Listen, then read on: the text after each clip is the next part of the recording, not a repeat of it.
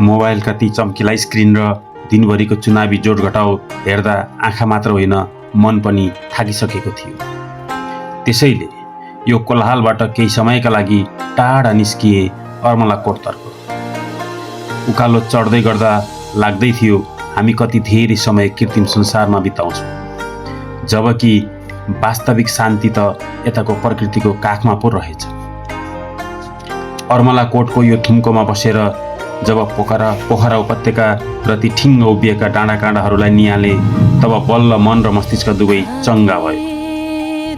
चिसो हावाको झोक्काले सारो थकान मेटाइदियो। घरभित्र बसेर स्क्रिनमा संसार खोज्नुभन्दा यसरी प्रकृतिसँग रम्नु कति धेरै श्रेयस्कर छ।